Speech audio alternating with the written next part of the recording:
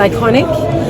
It speaks to the history, but also looks to the future. I love the fact that it has the gold, the silver. It just is a beautiful trophy. I'm sure the players are very inspired, but certainly I think it represents Africa, the African spirit, the endurance of the gold and the silver, and just the beautiful game of football. And in terms of, as in representing the clubs, obviously, what does this mean to take this milestone, to go this direction in terms of designs, innovations and things like that? Well, I think for me it just shows CAF's commitment as well as Total Energy's commitment to the game and to club football. A very important tournament for club football and for clubs on the continent. And I think now clubs know that they've got something new and inspirational to play for, a beautiful trophy that they want to put their club names on. And I'm not going to be controversial, but how important or how great is this that your club in particular is back on the continental stage? Very important for Kaizer Chiefs to be back on the continental stage. I think we saw with them winning the Nedbank Cup the importance of Chiefs to South Africa and to South African football, and their role in African football is important. So the club is very excited that Chiefs is back on the continent and look forward to flying the flag. Expectations from your side? Well, expectations are to fight for every trophy that's on the table. That's what the team is about. And now that the winning energy is back, it needs to flow.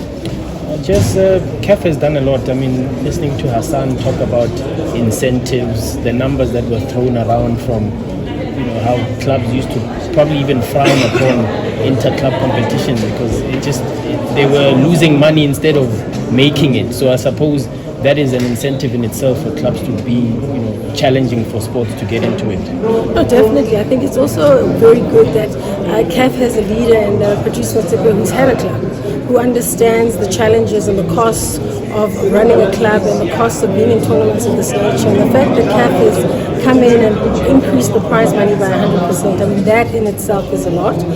But also the fact that for the prelims, clubs are receiving $50,000 US. That makes a difference in terms of being able to prepare and being able to participate. And also I think what I'm excited about are the commercial rights that clubs can speak to CAF about for their own sponsors to be able to now make it easier for them to participate in this tournament. If I can also ask about from an ACA point of view as well, what are some of the pressing issues that you're currently addressing? In as much as club football, CAF has done a lot, I'm sure there are other things that you would want to see improvement or continuity.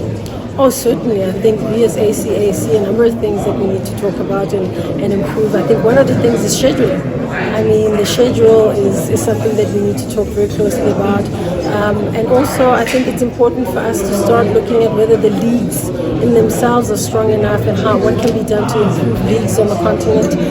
And then obviously club brands. How can brands really commercialize themselves a lot more and attract more sponsors? How can we cascade what's happening at CAF and really empower our clubs in that regard? And then obviously the importance of infrastructure and access to resources, and most importantly the development of our talent. At the end of the day, we want to be developing our footballers, girls and boys, and making sure that they have access to the game. And another important factor is that the games are now on television. You can see South African fans now, they know some of the players from Al Ahly, from your pyramids and so forth. How important has television become in regards to showcasing the CAF Champions League? Television has played a key role. You can see the broadcasters now who have come on board. It's giving access to a broader support base, but it's also it's marketing African football, which is very, very important for us, which allows us to get the investment, which allows our talents to be scouted as well. So broadcast has played a key role, and I think CAF has done a great job working with the broadcasters, and I'm excited by the initiatives of media officers and training people behind the scenes as well, because not only does it help at a national level, but it also helps for the leagues on the ground to ensure that the product at a league level is also good.